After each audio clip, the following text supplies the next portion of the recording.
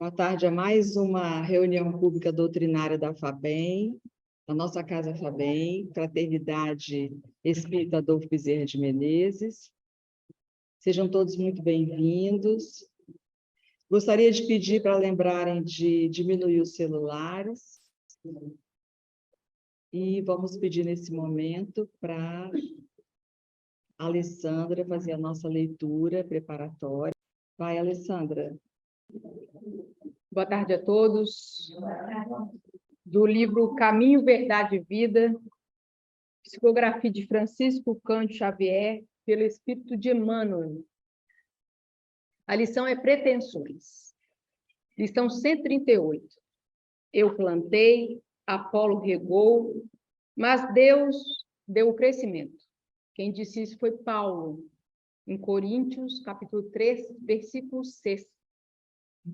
A igreja de Corinto estava cheia de alegações dos discípulos inquietos. Certos componentes da instituição imprimiam maior valor aos esforços de Paulo, enquanto outros conferiam privilégios de edificação a Apolo. O advogado dos gentios foi divinamente inspirado, comentando o assunto em sua carta. Por que pretensões individuais numa obra da qual somos todos beneficiários do mesmo Senhor? Na atualidade, é louvável o exame da recomendação de Paulo aos coríntios, porquanto já não são os usufrutuários da organização cristã que se rejubiliam pela recepção das bênçãos do Evangelho, através desse ou daquele dos trabalhadores do Cristo, mas os operários da causa, que por vezes chegam ao campo de serviço, exibindo-se por vultos destacados dessa ou daquela obra do bem. A certeza de que toda boa dádiva vem de Deus constitui excelente exercício para os trabalhos comuns. É interessante observar como está sempre disposto o homem a se apropriar de circunstâncias que o elevem no alheio conceito com facilidade. Sempre inclinado a destacar-se nos círculos do bem, que ainda lhe não pertence de modo substancial, raramente assume a paternidade dos erros que comete. Essa é uma das singulares contradições da criatura. Não te esqueças, o serviço é de todos. Uns plantam, outros adubam.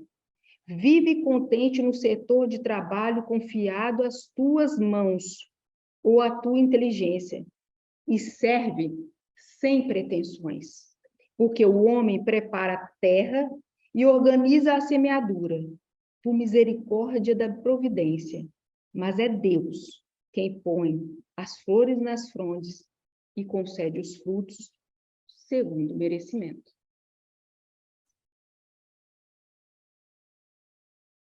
Vamos fechar nossos olhos, então, e levar nosso pensamento a Deus, nosso Pai, e a Jesus, nosso Mestre querido.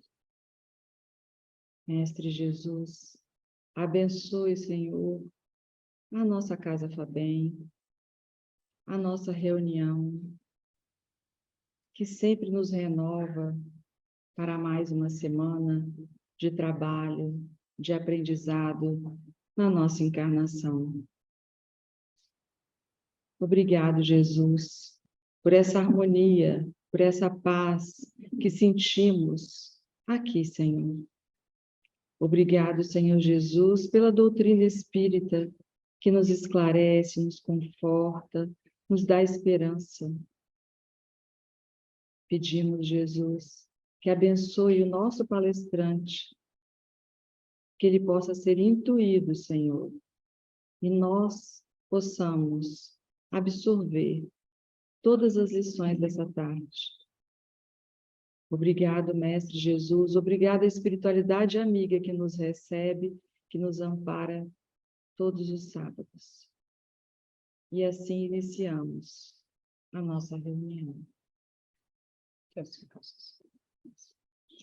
Boa tarde, Vitor.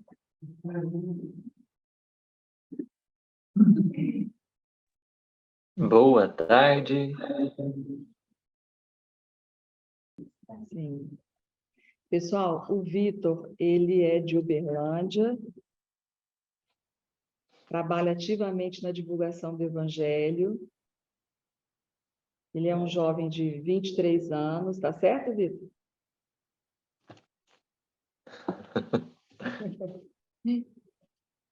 Na verdade, ele tem 90, mas ele veio com essa aparência assim de 23, né? Então, Vitor, você não acompanhou, que você caiu aí, sua internet, mas a gente fez a Eu peço leitura do caminho. desculpas. Não, tudo bem. A gente leu Caminho, Verdade e Vida, Pretensões. Perfeito. Perfeito. Certo? Aí já, a gente já chega numa hora boa. Aqui com a palestra Pretensões, certo? Perfeitíssimo.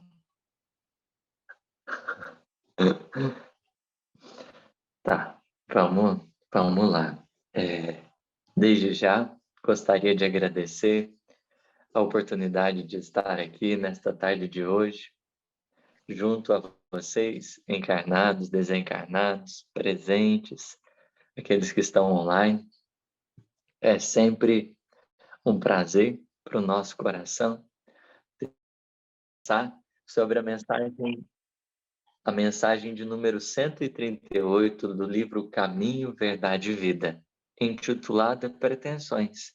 A mensagem já foi lida e isso se faz importante para que a gente tenha uma noção. O que eu gostaria aqui é da gente se atentar a alguns detalhes curiosos que foram destacados por Emmanuel a partir da primeira carta aos Coríntios, capítulo 6, versículo 3, e que podem nos ajudar a pensar, por exemplo, na nossa condição de trabalhadores do bem.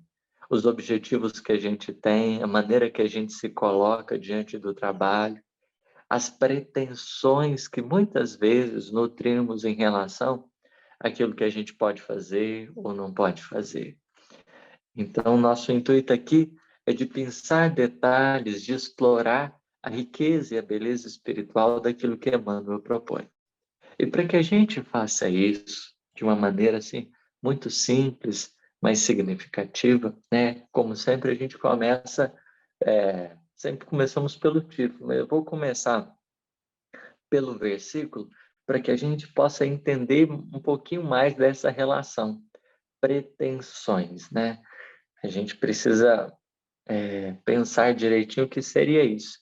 Só que Emmanuel nos chama para pensar em pretensões num versículo muito curioso. Paulo diz assim: eu plantei, Apolo regou, mas Deus deu o crescimento. A partir desse versículo, a gente pode destacar duas partes. Eu plantei, Apolo regou, primeira parte, mas Deus deu o crescimento, segunda parte. Nessa primeira parte, eu plantei, Apolo regou, nós podemos pensar aqui três temáticas centrais. Qual? A da participação, da colaboração e da sequência. Três coisas essenciais que, de forma muito sintética, o apóstolo Paulo nos traz. Então, ele planta, o Apolo rega. A primeira que eu falei, participação. Imaginemos, a obra divina é de Deus, mas o Criador, apesar de toda a excelência, de toda a grandeza, se dispôs a conceder-nos um espaço de ação. Ele concedeu-nos a participação. E é preciso que a gente pense. Por que Deus chama a criação para participar dessa obra coletiva? Com qual intuito? É porque a gente é bonito, fala bem, faz alguma coisa bem? Talvez esse seria um caminho equivocado. Imagina você, pai, diante de um filho, de um bebê de colo. Você cuida, ampara, dá tudo, né, atende nos mínimos detalhes aquele coração. O que ele fez para merecer? Absolutamente nada. O bebê em si, ele é cuidado por amor, porque alguém ama. E isso basta. Isso basta. Mas, de certa forma, esse bebê cresce. E quando ele cresce, vai se tornando ali, né, um pré-adolescente, um adolescente, ele começa a despontar em algumas potencialidades. Apesar dele começar a saber fazer isso, aquilo, vamos dizer assim, a habilidade, a excelência dele é sempre reduzida, né? Imaginemos uma criança que começa a aprender matemática e é boa em matemática.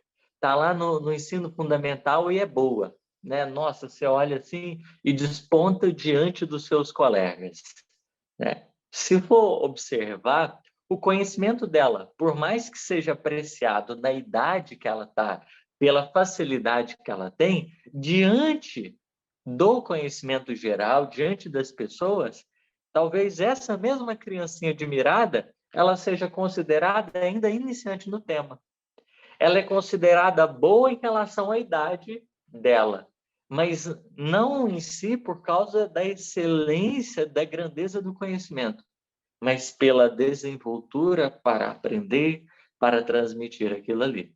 Porque se você conversar com o Prêmio Nobel de Matemática, né, essa mesma criança, um pós-doutor em matemática, talvez esse coraçãozinho infantil, ele vai ficar um pouquinho deslocado. Porque ele vai perceber o quê? A discrepância. Apesar da facilidade que ele tem para lidar com as lições do agora, ele encontra-se num quadro reduzido, pequeno. Quando a gente fala sobre a participação dos espíritos na criação, a gente precisa, primeiro, acima de tudo, ter como premissa isso. A participação nossa, ela não se dá porque a gente é bom. E Jesus já deixou bem claro isso em relação ao jovem rico. Olha, bom, eu não sou, é somente Deus. Porque é Ele que guarda a excelência. É do Criador que dinama tudo. Então, vamos dizer, alguém pode ser bom em matemática, mas a excelência, a grandeza do conhecimento matemático, a origem dele é Deus. Alguém pode falar, nossa, olha que música extraordinária que fulano de tal fez, produziu. Mas o Senhor da música é o Criador. Por mais que a gente possa fazer combinações nossas ou alcançar determinados conhecimentos, nós estamos sempre limitados porque nós vamos lidar com ferramentas, com possibilidades que Deus é, sobretudo, a excelência, o autor de todas elas. No universo, o melhor é a lei. Você ser bom nas coisas, você ter uma desenvoltura, então, é o esperado.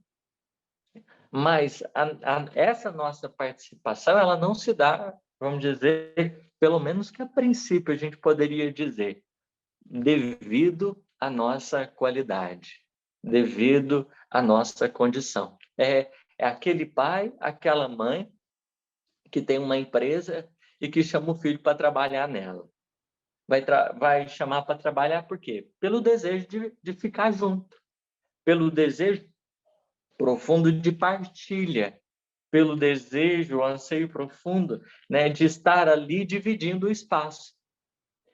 Quando a gente fala, por exemplo, da parábola dos trabalhadores da vinha, é aquela parábola que todo mundo foi convidado e foi acertado um denário no final do dia. Se a gente imaginar, Deus poderia tudo fazer sozinho, mas da maneira que ele escolheu, ele permitiu que houvesse espaço para os seus filhos, para a sua criação. À medida que a gente cresce, à medida que a gente eleva, os nossos espaços de ação vão aumentando, né? Mas desde que a gente se individualiza, né? Ou melhor dizendo, até antes, nos reinos anteriores, a gente tem um espaço. O que a gente faz é importante, porque impacta, de certa forma, o nosso mundo, o mundo à nossa volta, os corações que estão ao nosso redor. Mas a gente não deve se esquecer, todo esse direito divino, ele surge por um ato de amor, não de merecimento, não porque a gente fez isso ou aquilo. Né? O fato da gente estar aqui encarnado ou desencarnado, o fato da gente existir, é um ato profundo do amor divino. Então, essa primeira palavrinha, participação, ela nos remete a essa ideia. O Paulo participou, o Apolo participou. Não foi só uma pessoa, foram mais de uma pessoa, né? Esses dois nomes como que nos dão a ideia dessa pluralidade, dessa participação plural. Não está restrita a um ou a outro, mas existe espaço para todo mundo, né? Conforme os espíritos mesmo vão dizer na questão 132. A gente encarna, toma o corpo para alcançar a perfeição, mas tem um outro fim, ocupar o nosso lugar no universo. Porque de tal maneira nós vamos edificando a obra divina no coração e a partir disso vamos galgando degraus de entendimento necessários para que o nosso espaço de ação ele se destaque e a gente possa cada vez mais contribuir em favor daqueles que estão à nossa volta.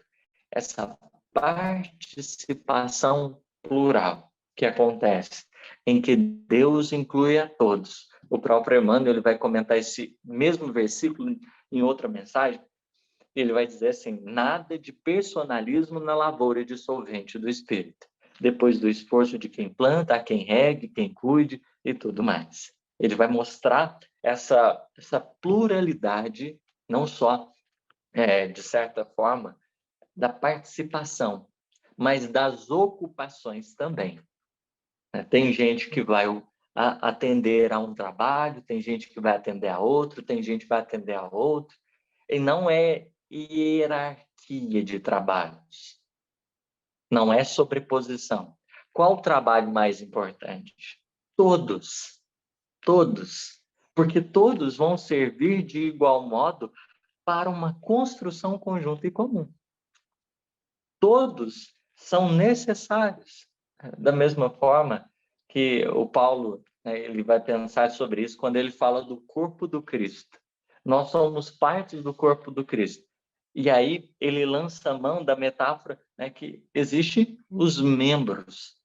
A gente participa, né, de alguma parte desse corpo, mas cumprindo determinada função e determinada tarefa.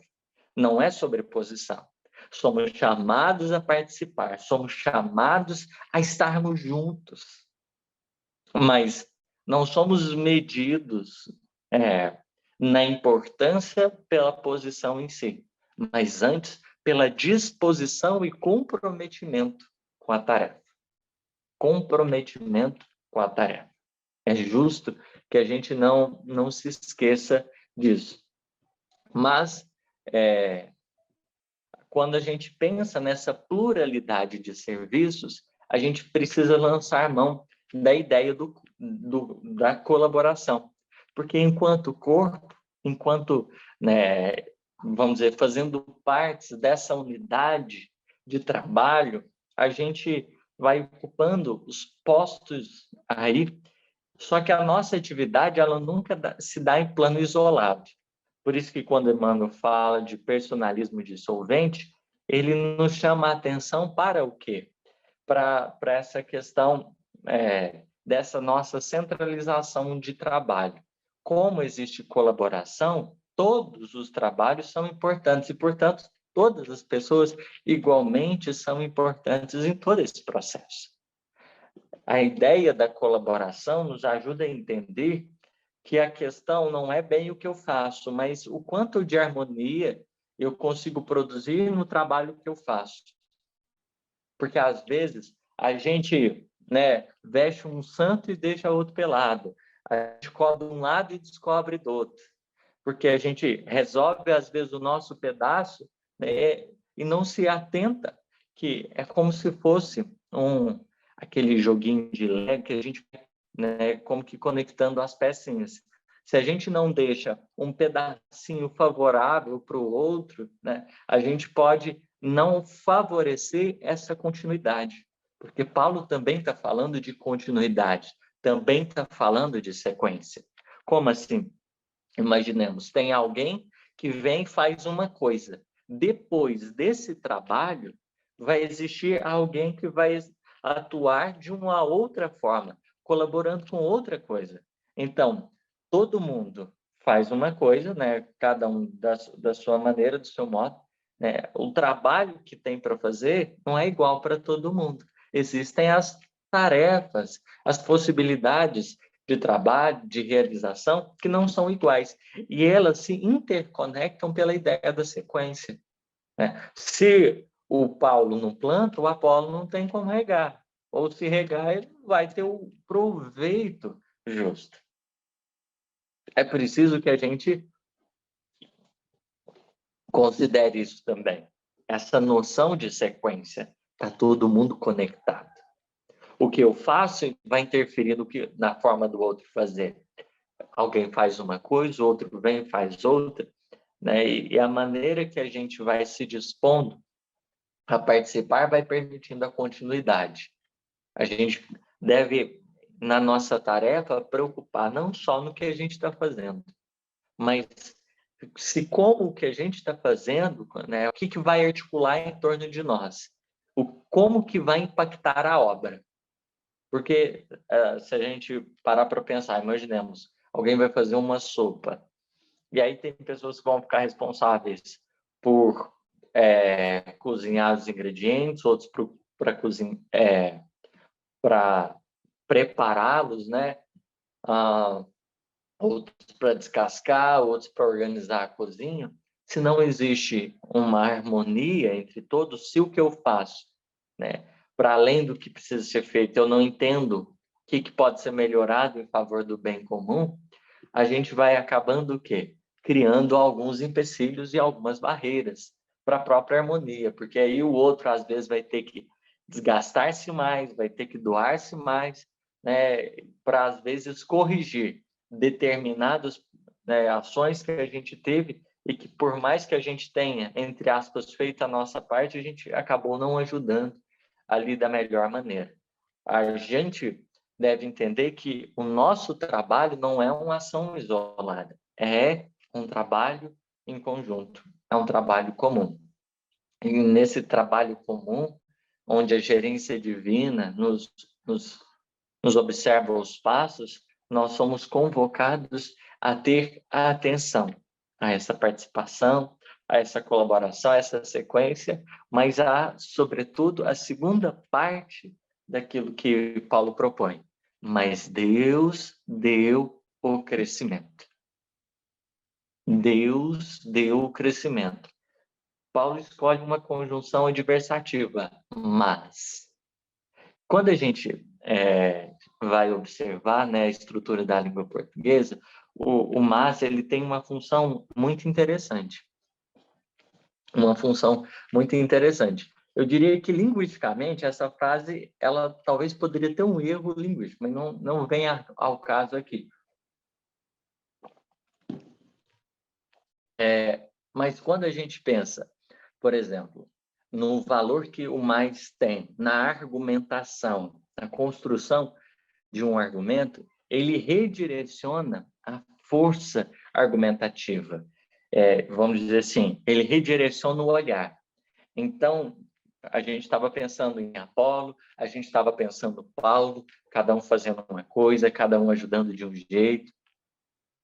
E aí, é como se Paulo tivesse dado uma pausa e falasse assim, mas peraí, presta todo mundo atenção aqui agora. Deus deu o crescimento. Deus deu o crescimento. Então, ele recai toda a atenção, todos os nossos olhares para essa segunda parte. Para falar assim, olha, as duas primeiras partes são importantes.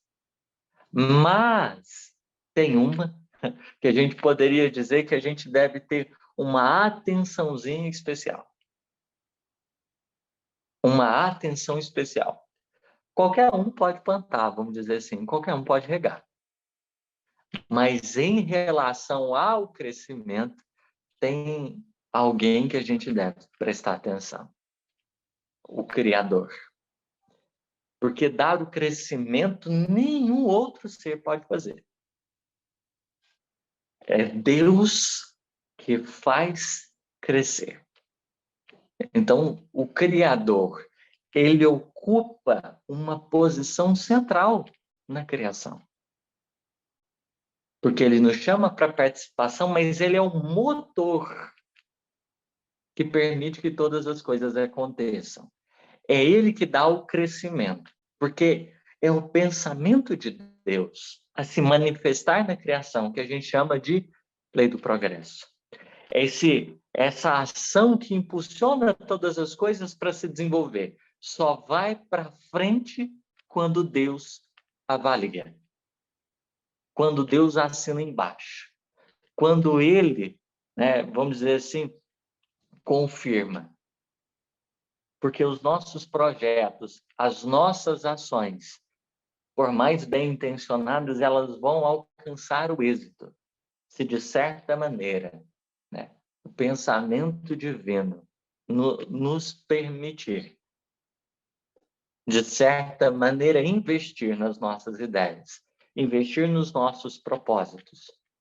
É de Deus que surge a excelência para que tudo se aperfeiçoe, para que tudo se aprimore. Esse crescimento, essa ideia dessa continuidade, de todo esse prosseguimento. Deus atua antes do Paulo plantar, atua quando o Paulo planta, atua depois que o Paulo planta, atua antes do Apolo regar, atua depois do Apolo ter regado. Deus, ele participa nos mínimos detalhes, porque é através da ação dele que as coisas acontecem. Ele é o segredo, se assim a gente puder dizer. Então, a gente pode fazer alguma coisa, a gente pode realizar alguma coisa, mas só vai para frente quando a gente conta com a colaboração divina. Quando existe aí toda esse envolvimento, esse amor, esse carinho por parte de Deus a impulsionar. E é a partir disso que Emmanuel nos chama a pensar no que seja pretensões.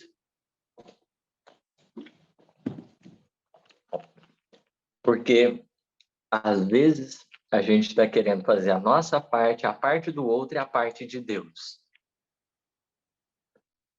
Dar o crescimento significa gerir aqui.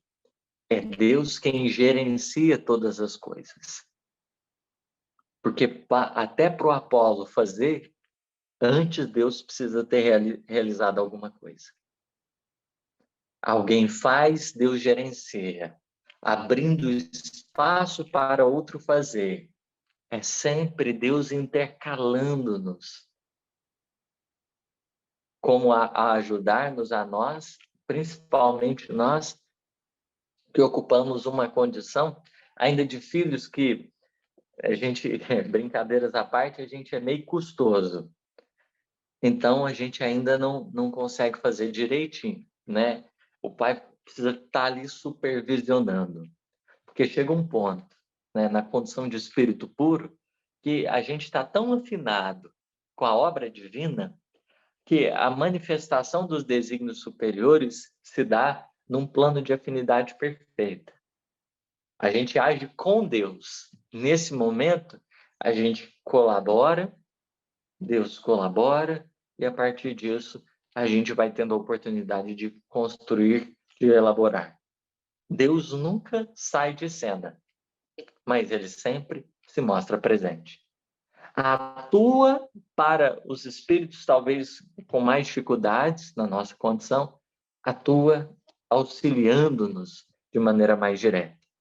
Mas à medida que a gente vai crescendo, igualmente permanecemos sob a sua tutela, sob a sua supervisão. Porque uma coisa que a gente nunca vai perder é a nossa condição de filho, a nossa condição de criatura. Ele é o Pai permanente. Ele é o Pai permanente. Ele nunca vai cair do cavalo, nunca vai cair do posto, nem quando a gente crescer. Então, Emmanuel, nessa mensagem, ele vai chamar a atenção de algumas coisas. E a primeira delas, ele vai explicar o contexto, né, da própria passagem ao referir-se, por exemplo, ao que estava acontecendo na igreja de Corinto. O que estava surgindo? O que ele propõe aqui? Tinha gente que estava fazendo uma movimentação, estava fazendo fã-clube, né? Vamos traduzir de forma mais direta. Estava com a ideia de certa forma, né? Não chega a ser idolatria, mas parece. Mas tinha um fã-clube. Tinha um fã-clube do Paulo, tinha um fã-clube do Apolo. E tinha gente, né, que era, né, tipo, tem fanboy da Samsung, tem da Apple, não sei se o irmãozinho está aí, que é o fanboy da Apple principal. Mas da mesma forma que hoje a gente tem, né, toda essa movimentação de pessoas em torno de um time de futebol, em torno de uma marca, em torno de um cantor, e aí coloca ele num lugar, né, de centralidade, estava acontecendo naquela época. As pessoas fizeram aí o fã-clube, estava tietando o Paulo, estava tietando o Apolo, né, e estava criando uma situação um pouco complicada. Então, mas o Apolo faz isso, não, o Paulo faz aquilo, né, e começou a criar. O que é o problema disso? Criava um clima de competição, de rivalidade. Então, isso é muito complicado. Muito complicado. Esse clima, né, que a gente cria em torno, né, às vezes, de determinadas personalidades, por exemplo, esse clima de rivalidade, de competição. Aí começa a ser realmente uma disputa para ocupar esse lugar de centralidade. Porque essa idolatria, né, o que a gente idolatra, a gente coloca no centro. A gente, né, nós somos espíritos que, por natureza, a gente adora. O nosso pensamento, no que a gente direciona, as nossas buscas, em quais campos se dão, a gente pode falar dessa adoração. A adoração se torna complicada, delicada, quando a gente coloca pessoas, circunstâncias, coisas materiais nesse lugar de pretensão. Mas o movimento que estava acontecendo era esse, naquele momento. E aí, Emmanuel, diante disso, né, ele vai trazer um questionamento interessante. Por que pretensões individuais numa obra da qual somos todos beneficiários do mesmo Senhor? Para que competição? Se, na verdade, o segredo, né, do trabalho é Deus. Não é Paulo e nem Apolo. Todos somos beneficiários. Apolo, Paulo, todos os cristãos, né, todos os filhos da criação, são aqueles que estão desfrutando dos recursos. Como que a gente vai falar de pretensão individual se é Deus que sustenta tudo? É Deus que sustenta tudo.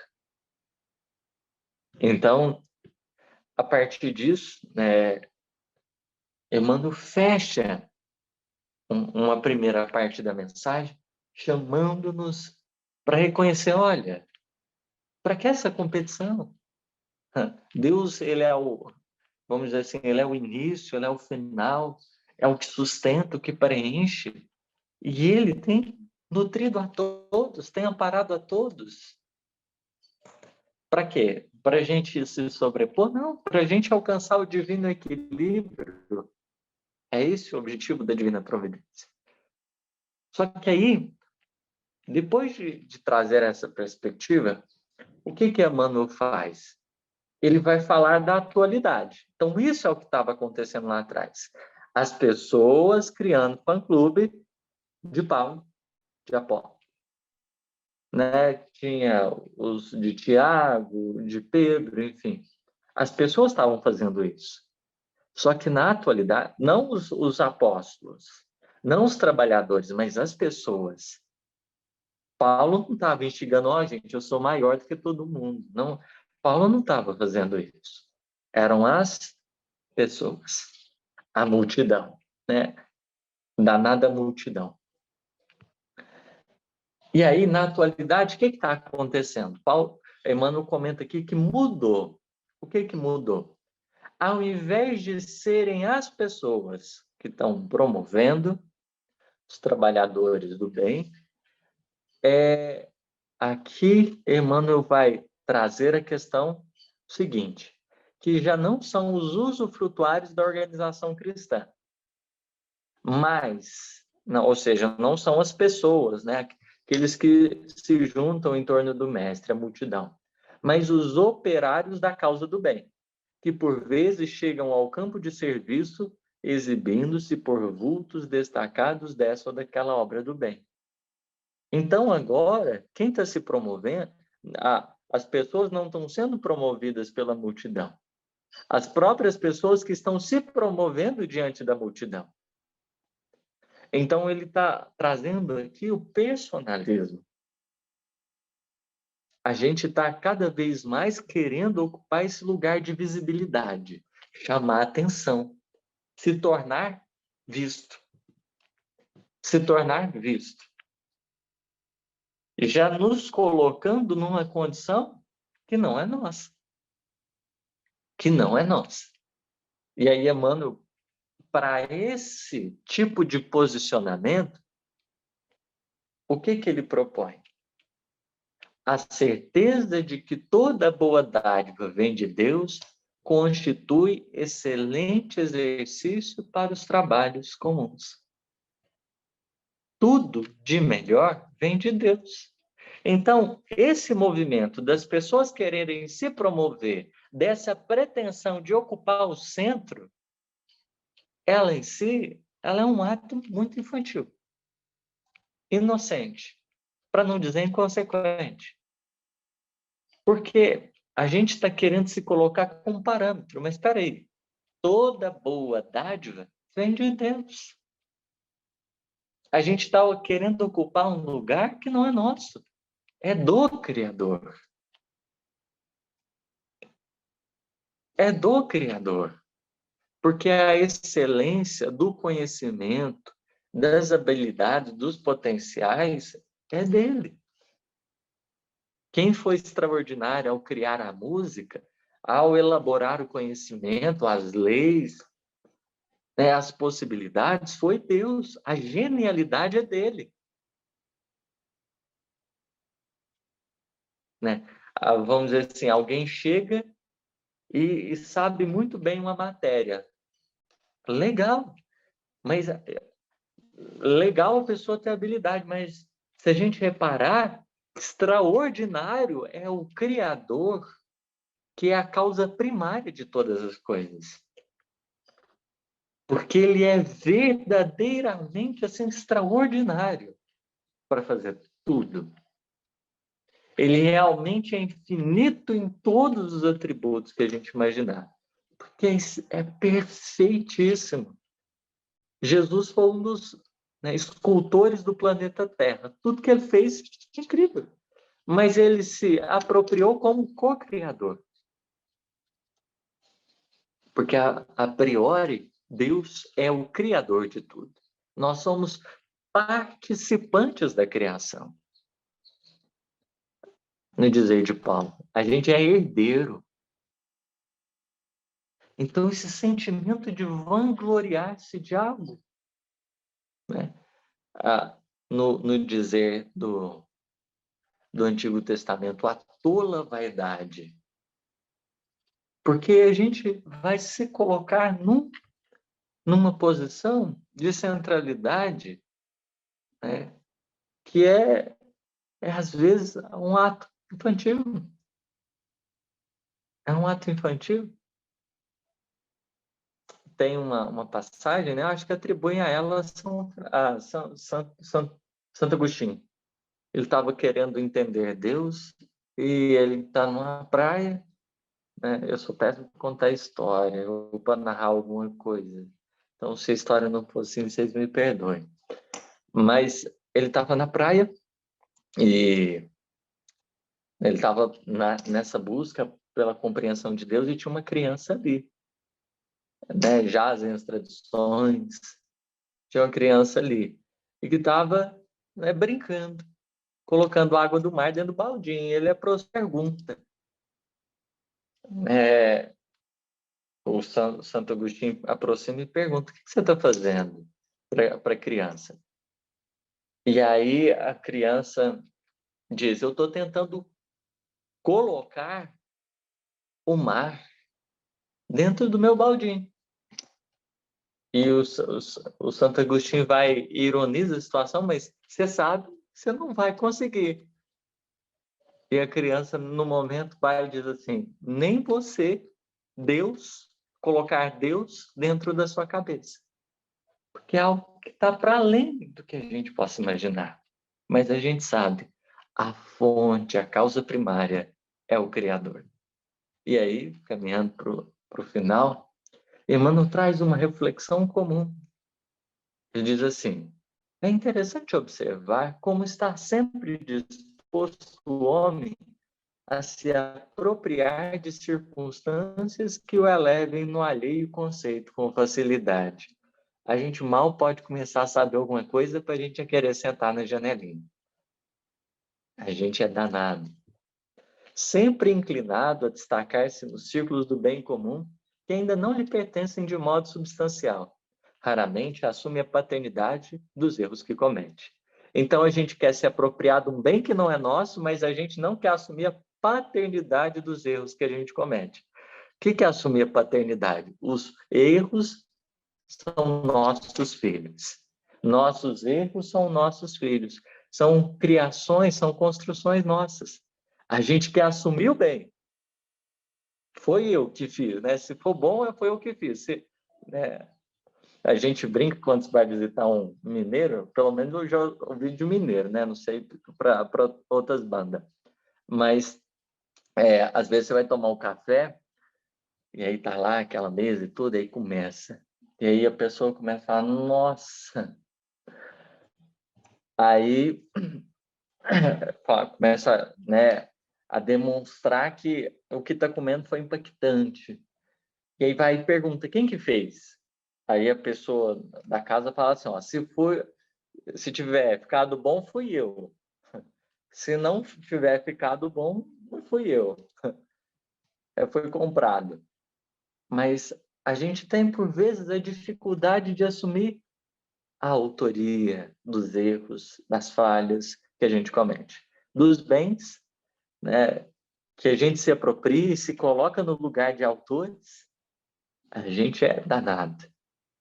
E aí Emmanuel vai dizer: essa é uma das singulares contradições da criatura.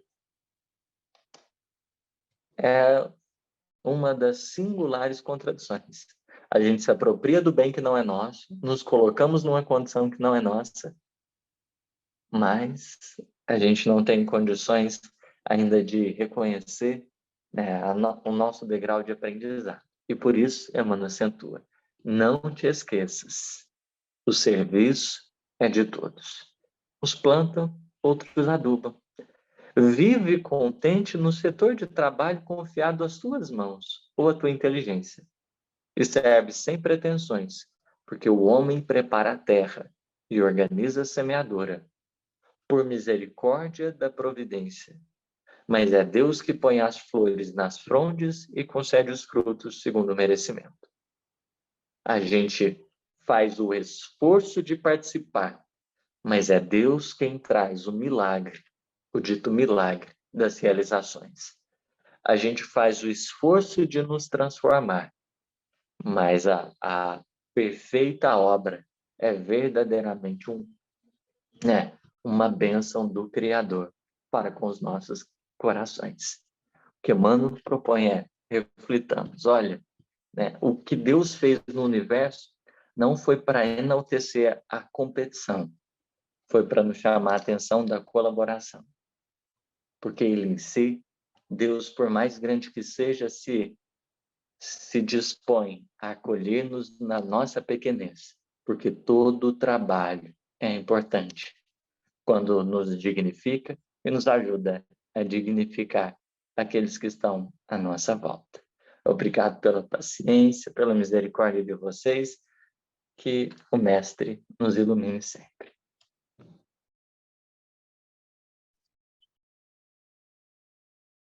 Vitor, essas reflexões sobre essa lição de Emmanuel nos traz mais serenidade, até mesmo para a gente executar as nossas tarefas. Porque... Está me ouvindo, Vitor? Estou sim, claro. Porque a gente sabe que a gente tem que dar conta do que nos cabe fazer e que Deus vai proporcionar oportunidade para que outras pessoas colaborem, não é mesmo? E tem a questão também de que muitas vezes a gente deixa de executar uma tarefa preocupado com as críticas. Então, a gente não quer assumir nenhum papel na nossa casa espírita ou na nossa família, alguma coisa que precisa ser executado, e a gente se recusa porque a gente não aguenta críticas, né? É muito sofrido para a gente a crítica. Então, é melhor não fazer, né? E essa lição vem nos provar justamente o contrário, não é mesmo? Partir para as tarefas de forma mais tranquila, mais serena, porque eu não vou estar sozinho, né? Ela não vai estar sozinha, o outro não vai estar sozinho, nós estamos unidos, colaborando uns com os outros. Muito obrigada, Vitor, por essa palestra, mais uma pérola que você trouxe para a gente. Obrigado por você atender a FABEM. E para 2023, nós teremos surpresas, eu não sei se você e o Gustavo têm conversado a respeito. Está firme aí? Uai! O irmãozinho, de vez em quando, ele esconde umas pérolas, deixa as amadurecer, até poder contar. Daqui uns dias deve sair.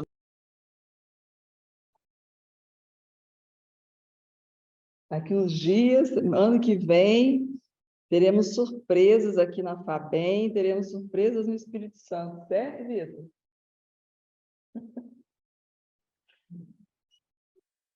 Mas aí vocês vão trazer o pão de queijo, não é verdade? O pão de queijo de Minas, assim, não é querendo falar dos pão de queijo de outros lugares, não, mas ele é diferente, né? A gente leva, assim, com alegria, uns quilinhos. Então tá bom, que ele está combinado, hein? Eu vou te pedir agora para você fazer a nossa prece final. Você pode fazer para a gente? Ixi, pedido é uma ordem. Vamos orar.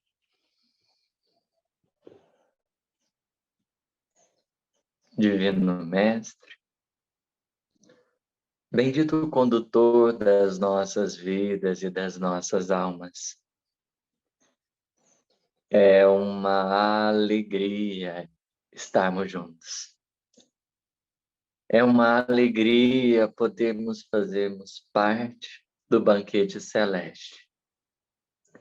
Nos chamastes à mesa para desfrutarmos da abundância do universo. Que privilégio, que presente é. Que ato profundo de amor. Perceber o quanto poderemos nós ainda atingir em matéria de aproveitamento, quanto mais galgarmos os degraus do entendimento e da compreensão. Obrigado por nos fazer herdeiros, por nos fazer filhos, que nós tenhamos condições reais de usufruirmos dos patrimônios no intuito de colaborarmos em favor do bem comum. Já trazemos conosco algumas poucas qualidades que nos servirão de base para improvisar o bem, para espalhar a esperança, para difundir o amor. E é em nome desse sagrado amor que nós oramos pelos que estão passando pelos seus desafios. Procuramos nos aproximar daqueles que padecem as dificuldades do caminho. O nosso intuito, Jesus, é com a expressão da nossa fé e do nosso anseio de servir, podemos colaborar ativamente para que as dores do mundo se diminuam, para que as esperanças se multipliquem, para que o entendimento e a verdade se faça cada vez mais presente na nossa trajetória. Obrigado, porque temos verdadeiramente sido abençoados e que os nossos testemunhos representem a nossa confiança, a nossa disposição, mesmo nas horas mais complicadas, de estar junto do teu coração. Cuida de todos nós, Senhor, hoje e sempre. Que assim seja.